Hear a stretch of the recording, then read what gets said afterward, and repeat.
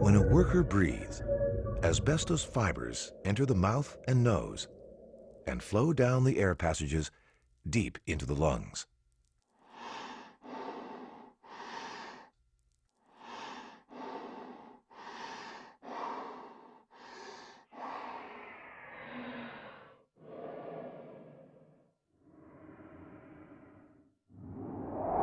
The fibers lodge in the delicate lung tissue where oxygen is absorbed into the blood.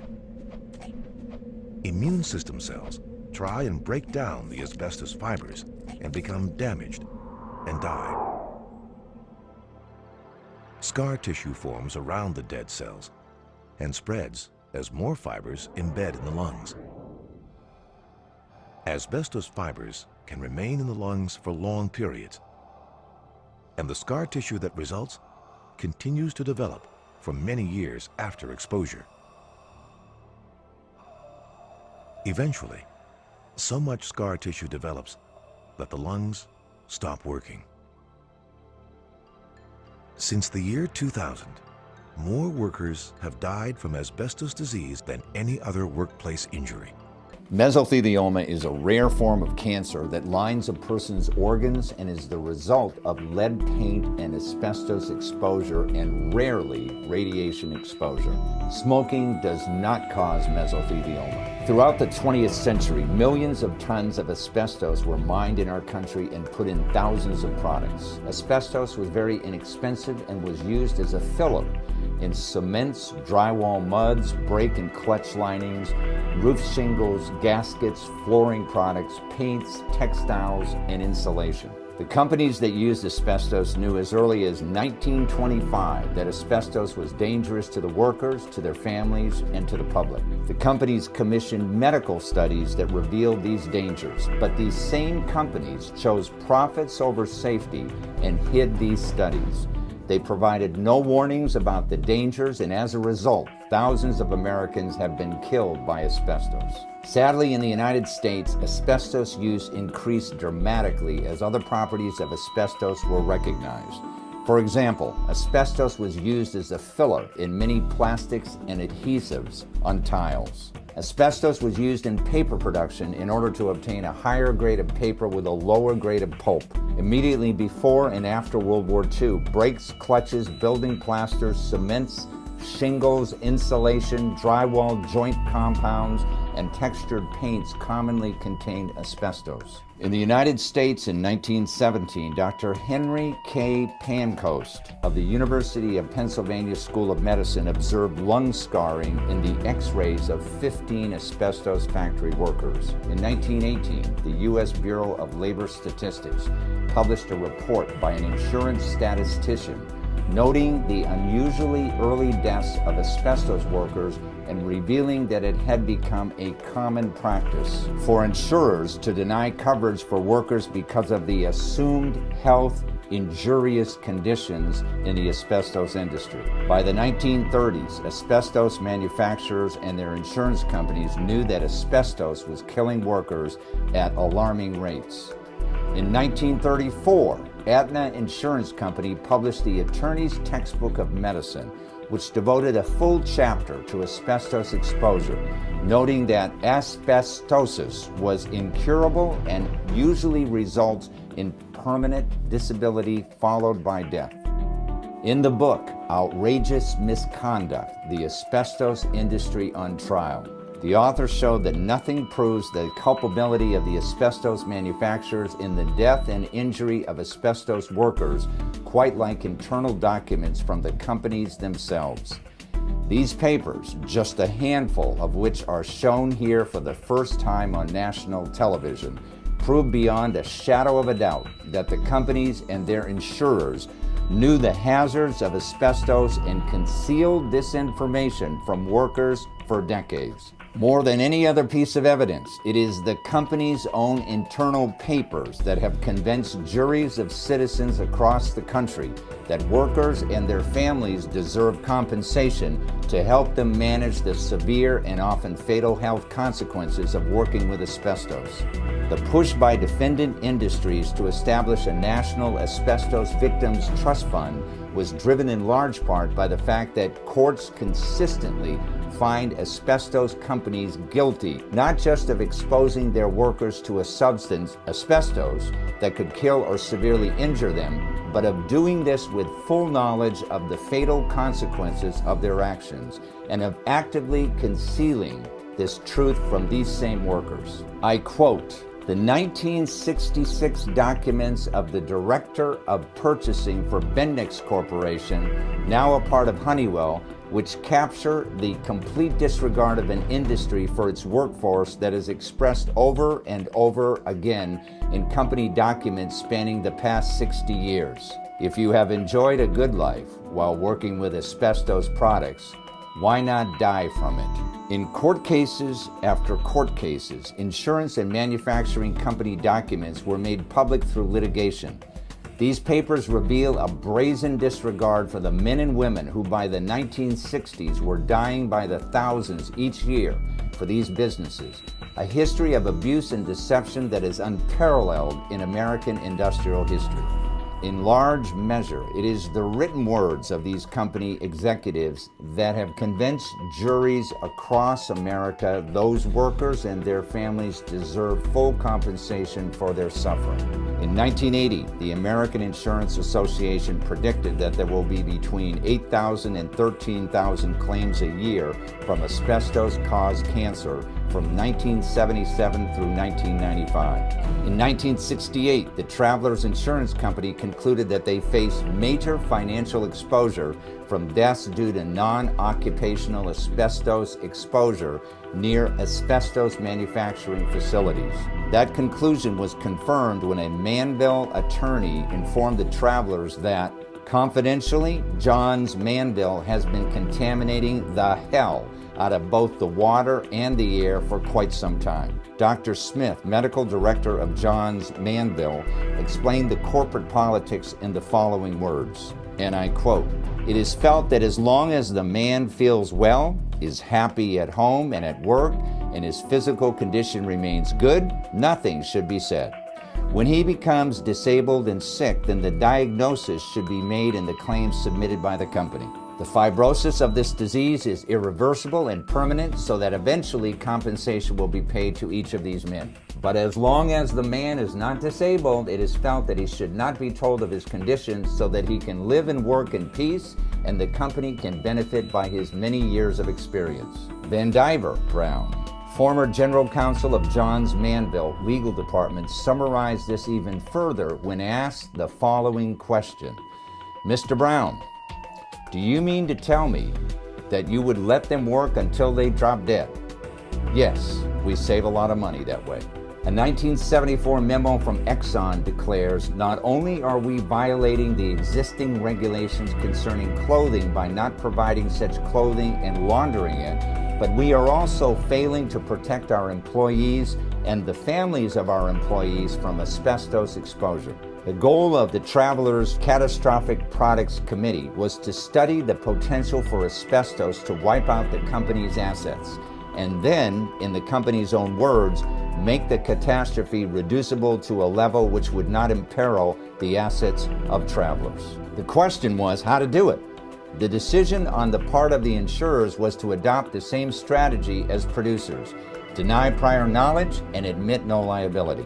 In 1977, the insurance industry's discussion group on asbestosis unanimously decided not to admit liability in asbestosis cases. And I quote from their own documents, "The meeting closed with a unanimous rejection of a suggestion that liability in asbestosis cases be admitted." In a 1970 W.R. Grace memo regarding sales of its monocoat fireproofing spray product, which contained 12% asbestos, an employee urged, "Stay unscrupulous, unethical, mean, and selling monocoat."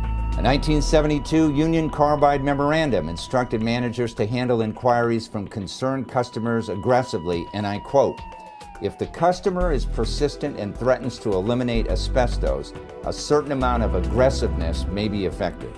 Words and catchphrases such as premature, irrational, or avoiding the inevitable will sometimes turn the table.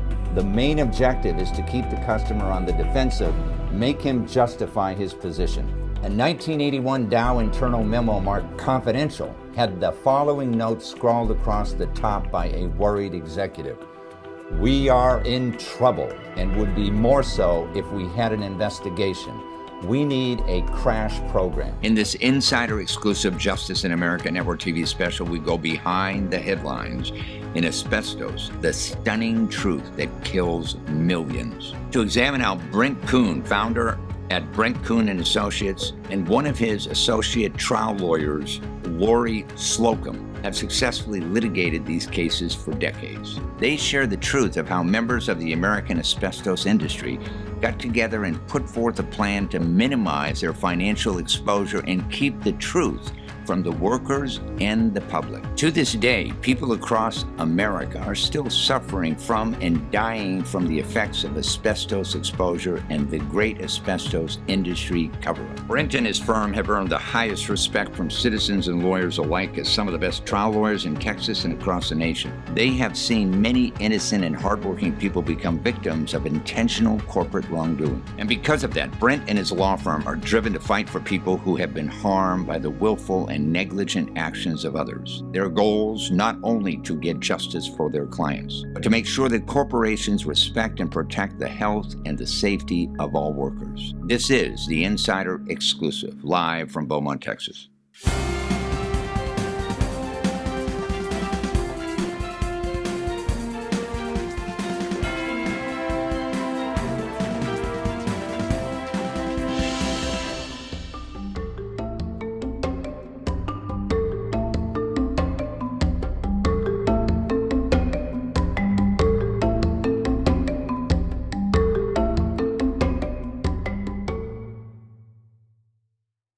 It is my great pleasure to introduce Brent Coon and Lori Slocum to the show. Welcome to the show. Thanks, Steve. Good to be here. Thank you.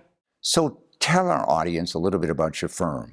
What do you guys practice? We're right here in the gorgeous headquarters of the firm. We have multiple offices around the country, but home is here in Beaumont, Texas. And it's interesting and unique doing an asbestos show in that right across the street here, the old federal courthouse, is where the very first asbestos cases in the country were tried 45 years ago. And you kind of specialize in this, right? Dealing with the current situation. A lot of these companies have gone bankrupt, right? I do. They have. There are over 40 asbestos companies that have filed for protection under the U.S. bankruptcy laws. I've been working to represent the asbestos victims for around 2 decades now. Today we're going to be talking about asbestos and the diseases related to that, like mesothelioma, asbestosis.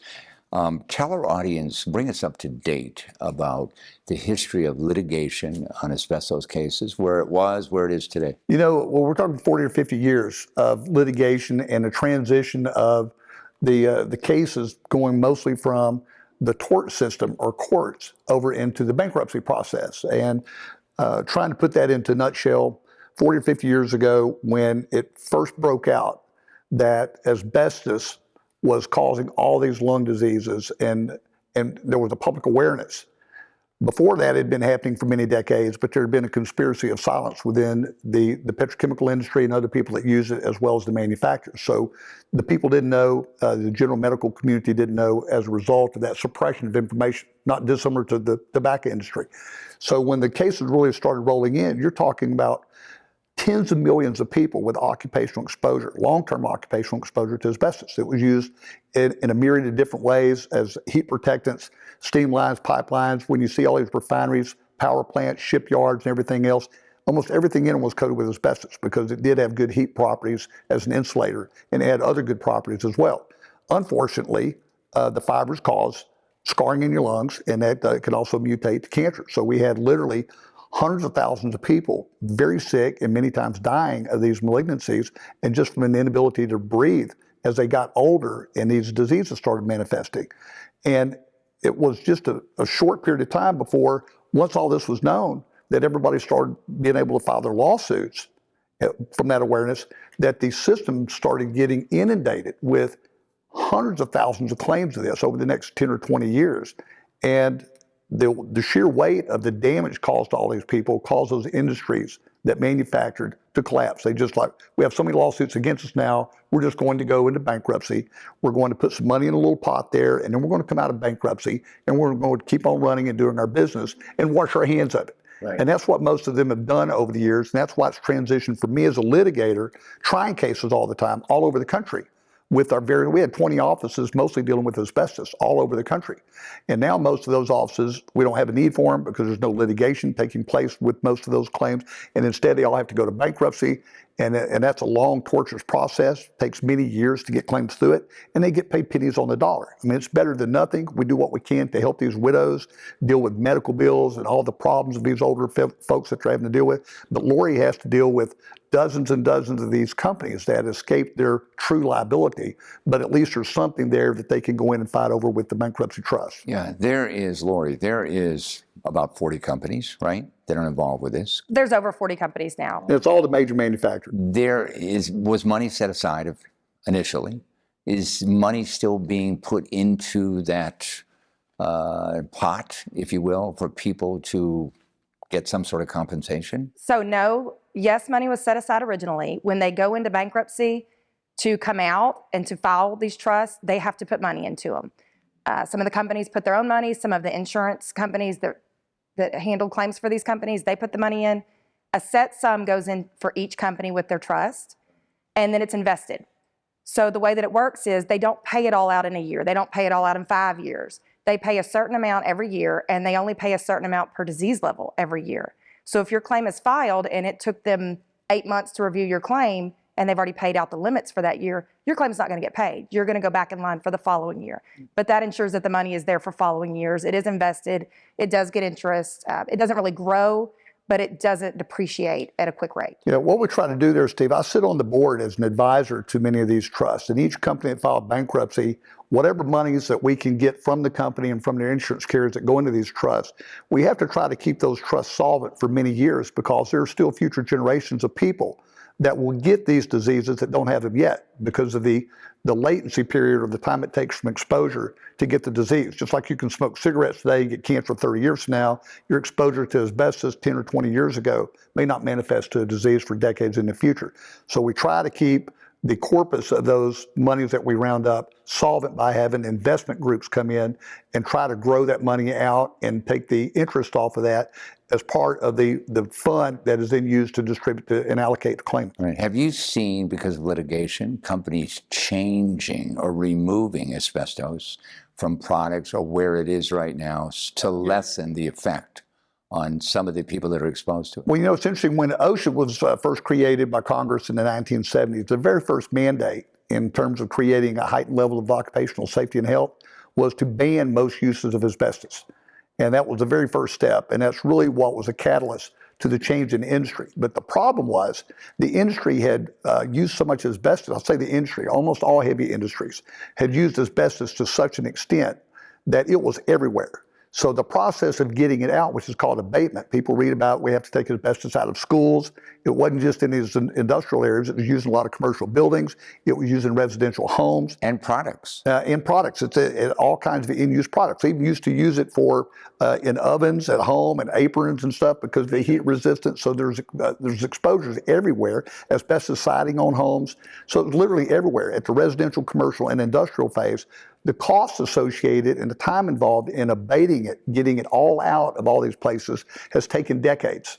And in many places, a lot of that asbestos is still in place. What about in ceilings of a lot of homes? Absolutely. It's in gypsum products, which are wallboard sheetrock. When you had houses that were done with sheetrock, and you went to the local Kelly Moore supplier or something to get the muds that you mix it up with, the powders, that has asbestos in it, calandria and things like that. So when you put the water in and stir it all up, all that dust, you would breathe all that. And then when you're in your house, if you do a remodeling and you tear apart some of the sheetrock and replace a wall or something, you're getting that same exposure. You know, you mentioned, Lori, that depending on your level of injuries, they have examiners. Some people have asbestosis, some people have mesothelioma, you know, and it never gets better, right?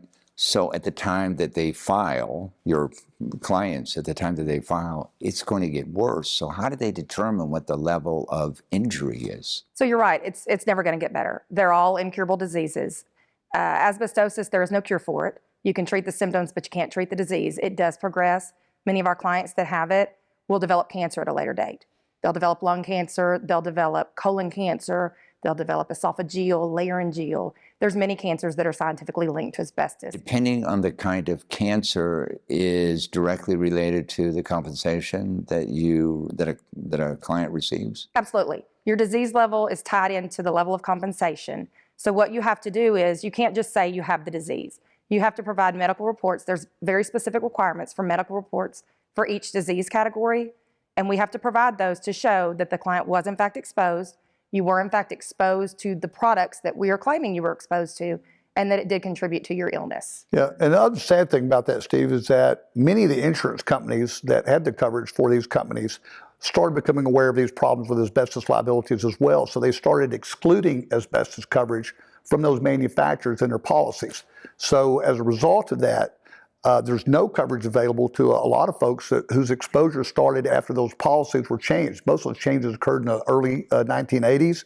So if you get exposed to asbestos in the 1980s or 90s, or even in the 2000s that causes your disease, even the bankruptcy courts, which is almost the only place you can go to get money anymore, most of those don't pay you either because your exposure occurred after those policies had been excluding it, so they don't now provide you any protection. So they're not covered at all? They're not covered at all. The people that get the benefits now are still only getting 10 cents on the dollar of what their damages are. Most of the time, it's not even enough to pay their medical bills. It's better than a stick in the eye, but it's not much compensation, and there's a lot of work that goes into getting the proper medical records, getting the pathology, documenting the type of disease they have, proving that it's a primary versus a metastasis, experts then coming in and confirming it all, linking that disease to the asbestos exposure. You have to show when you were exposed to asbestos. You have to show the companies that you worked around.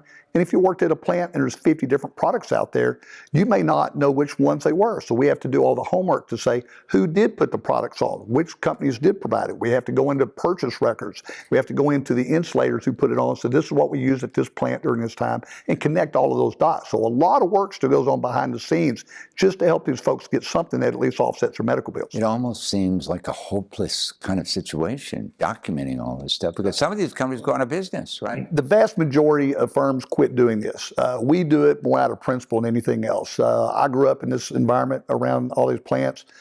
Most of the people I knew growing up and a lot of my good friends worked at these plants. And so we understand and empathize with what they are now dealing with. So we're pretty much doing what I would say going the extra mile. I don't think that we've ever had a profitable business model helping people with asbestos. That's not all we do here. Obviously, we do a lot of other litigation, but I can dedicate some resources with Lori and the team of people that work with her to try to help these folks get something. Yeah. How has litigation against some of these companies changed in the respect that, let's say 6 or 8 years ago, when you filed a claim, you had, as we talked about before the show, your lawsuit was expedited because, generally, as I understand it, when you're diagnosed with, let's say, mesothelioma, you got 18 months left on this planet. Well, the courts did have, and some of them still do, what's called an expedited process, where if you have a certain kind of cancer, usually something like mesothelioma that is always completely incurable, and it usually is a very rapid spread cancer, so you don't have long to live when you get it. So you can't go to court and testify if you wait 2 years, like it's normal 2 or 3 years to get to court. So the courts say it's important for the person to be able to testify about what they worked around, for a jury to be able to see them and understand the issues. So they create a process to get people there. But we had cases on that fast track that they would die the week before jury selection. And as a consequence, they're now off the docket and they go back to the back of the line again, and it may be years again. So that was problem number one. Problem number two is that most of these cases can't get tracked for any kind of trial anymore because most of the products that they worked around were products made by companies that filed for bankruptcy protection. So they're out there now. John Manville, they were one of the first to file back in the 1980s. And, they came out of it. Jack Nicklaus and other people became their spokespersons, and they still make billions of dollars, but they have no legal obligation to contribute anything to these asbestos funds. And since they don't have a legal obligation, they don't. They keep all their money. It goes to their shareholders and to the board of directors and stuff. So there's no future contributions from it. And it's very sad that the legal community has not been able to better protect them. But the bankruptcy laws were designed to provide protection to corporations, not to individuals. and they take advantage of that, and that's where we are today. And you have how many cases that you're still handling? Over 10,000. 10,000. Yeah, that's just us. There are hundreds of thousands of cases still in the system waiting. No more trials. Very rarely are there trials. Dealing with the bankruptcy courts, right? Almost all of it has to go to bankruptcy courts and through the bankruptcy trust. A lot of them went through bankruptcy. They then create a trust, and the bankruptcy court is no longer monitoring it day to day. There's this independent process of the trustees that handle the money. It comes through that bankruptcy system, but you don't have hearings in front of a bankruptcy judge anymore. Once all that's done and you put a fork in it, there's a pot of money that's set up over here, and there are investors and advisors and trustees that try to manage that money and spread it out as best they can every year. Today we have with us two of the experts that you work with a lot, representatives of the United Steelworkers. Absolutely. We have Gary Beavers and Lori Slocum, and both of those gentlemen have great stories because both of them work. They went up in the upper management with their unions by starting out at the ground level, working in these plants. And like I said, we're surrounded by these plants here. There was Texaco Gulf, all the major oil companies and gasoline stations. They make gasoline at most of these places. And so we were ground zero. Beaumont, not only did we have the first asbestos cases in the country here, we had the first major oil boom in the country here, Spindletop, turn of the century. The 1900, and as a result of that, Beaumont became ground zero for the development of the petrochemical industry. So we're literally surrounded by them, which is why so much of this started here in Beaumont. We are going to bring them on right now.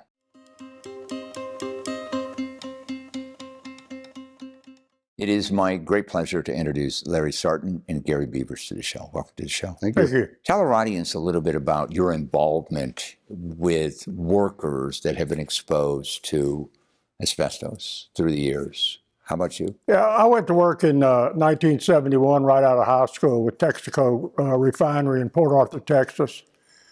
And I stayed there until 1986 when I went to work for the United Steelworkers, well, the OCAW, which ended up being PACE, which ended up being the United Steelworkers, or USW. Okay, now when you say I went to work right out of high school, what was your job? I ended up as an operator on an aromatics unit on a big operating facility. So you were, as you have later on learned, you were exposed to asbestos. Absolutely. Yeah, and where was the asbestos in the plant? All of the piping, even the oven in our control room was covered with asbestos. And we didn't know that it was damaging to us. The only way we found out later on, after a few years, was when they came in and took the oven out and brought us an electric stove. And they said, we can't have this in there anymore because it's got asbestos all around it. And that was the first thing we had heard about asbestos probably being a problem. When they said, we can't have this, who's the we? The company. The company. What year was that? It was probably in the late 70s. Okay, so about 5 years after you started working.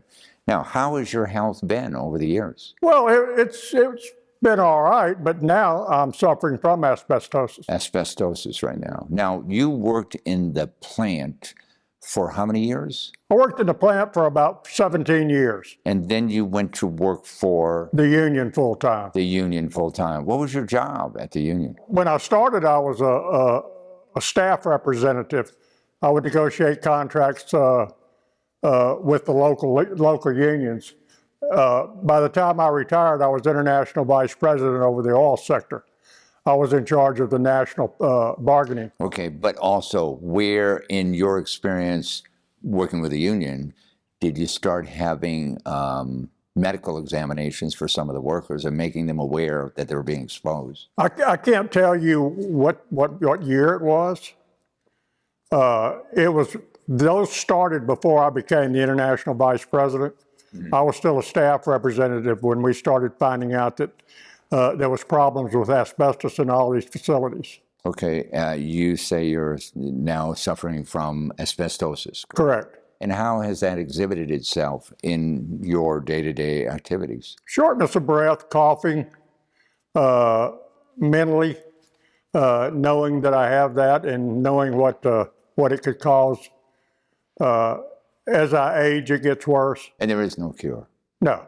And Larry, tell us a little bit about your experience in the industry, working for a plant, working in a factory, and your involvement with the union. Okay, I started work at Texaco in 1968.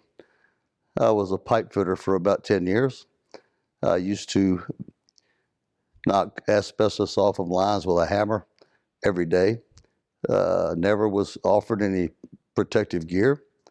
Asbestos would be flying everywhere. And when I left the Texaco in '78, I was appointed an international representative for the union. I was transferred to Detroit, Michigan, where I spent about 8 years, and then I got transferred back here to this area. And in 1987, I helped design an asbestos screening program for our workers and retirees across the country. I was assigned to a law firm by the name of Provost Humphrey. Brent was a partner there, and I had staff that worked for me. We had an 18-wheeler with an x-ray machine on it. We would go to different locations across the country and x-ray our workers and retirees, upon which we found tens of thousands of cases all across the country. We would send the x-rays to what I call a B reader, who is a doctor specializing in looking for occupational disease in the lungs. And I think they have to take a test every year for that. And so I did that for 16 years while I worked at Provost Humphrey. Then I retired from the union and I went to work for Brent the day after I retired. And so we had a program here. We did the same thing until such time as just about everybody went into bankruptcy. How was your health? I've been diagnosed with, I've got 2 rare lung diseases. I don't know what caused it. One of them is interstitial fibrosis, which is probably asbestosis. My dad had asbestosis. My twin brother is now in the hospital here in Beaumont dying of asbestos-related lung cancer. Yeah, well, as I once asked somebody who had beryllium poisoning from uranium, I asked him, well, what's happening? You know, he says, I'm suffocating. Is that what happens? Your lungs give out. And the bad part about it is the company never warned anybody about the effects of asbestos. Yeah, and I want to talk about that because you developed this screening program, okay? So if someone's diagnosed with a disease related to asbestos, what has been your experience with the companies dealing with this or confronting it or helping the workers? As you will see in our show when it's done, there is a document I think that came from the General Counsel of John Mansfield, which says this: they lived well by asbestos, they can die by asbestos. That's certainly been their attitude. Well, I mean, that doesn't surprise me. I mean, the industry is what it is. The oil industry was really, really hard to deal with. I've got some real good examples besides asbestos how they really treated their employees. But they never told anybody about asbestos and the dangers of it. The only people they would supply a dust mask for were the insulators. No other craft. Why? Well, I can't answer that. I washed my hands with benzene every day for 10 years. Nobody ever told me benzene would cause 8 different types of blood cancer. It's just, you were a number out there. You were a worker and you served a purpose, and that's it. That's it. My question to you is, you've, for years, both of you, you've seen corporations basically deny accountability. As I mentioned, with this quote, you can die by asbestos, right? You lived well, you can die by it. What's your general feeling? And this is why we do these shows, Justice in America. What needs to be done with these corporations so they're held accountable? What would you like to see done? I'd like to see some of the executives go to jail for some of the stuff they've done over the years. The United Mine Workers were, with the mines that were constantly collapsing and people dying in there, correct? And still, I think that guy only went to jail for 1 year. Texaco, at one time, for new employees, would pass around a bottle of benzene and let them smell it and say, if you ever smell this, get away. Well, the problem with benzene and a lot of other chemicals, the latency period is like 10 to 25 years. And the problem with all the benzene cases we found at the plants, the employee had no recourse, because as long as the company carried workman's comp insurance, you can't sue your employer. But that's in the state of Texas, right? It's in the state of Texas, that only the family would have a course after the employee died. This is the justice system we have, That's right? the justice system. Final words that you want to say to the audience out there about if you are diagnosed with any of these diseases, what should you do? You should say a prayer first, and then you need to find a good lawyer. Do you have one in mind? Brent Coon Associates. Okay. This is a debilitating disease. We were never told anything about it. When they would have a turnaround, they would send a craft crew in there. They would beat off all of that asbestos. It would be everywhere. You couldn't get away from it. We had to go out in OK lines, and we had to walk through piles of asbestos. We had it on our pants and our clothes. When we'd go home, our families would wash that stuff. So at some point, we've seen a lot of wives come down with asbestosis just from catching it from the employees and them doing the laundry. Amen. And to the industry, it was no big deal. To us, it was our life. In your union meetings, you would have members say the same thing you're saying. This is a refinery town. This whole area is refinery. That's the job. You did the jobs. What we started doing as a union is trying to get the health and safety things going to where we would have masks, where we would have places to wash up and clean up, places to kind of beat our clothes off. Most of the time before all that, you'd get out there with an air hose and blow the asbestos off your clothes. And of course, you were breathing it while you were blowing it. So it probably, we wasn't doing ourselves any favors, but we didn't know any better. Any parting words, Larry? The deal about asbestos is that it's not the particles that you can see that's flying around, it's the ones you can't see that cause the damage. The ones that get in your lung, that stay in your lung. You can't detect any disease for around 20, 25 years. So it's in your system for that period of time, not knowing that you may or may not come down with asbestosis. Well, I want you both to know that we really appreciate you spending your valuable time coming here and letting people know what they should do and get to a doctor, right? Exactly. Because unfortunately, there is no cure. If you catch it early, is there a possibility that it won't? No. Once it's in your lungs, it's in your lungs. Yeah. Thank you both again. Thank you. Thank you.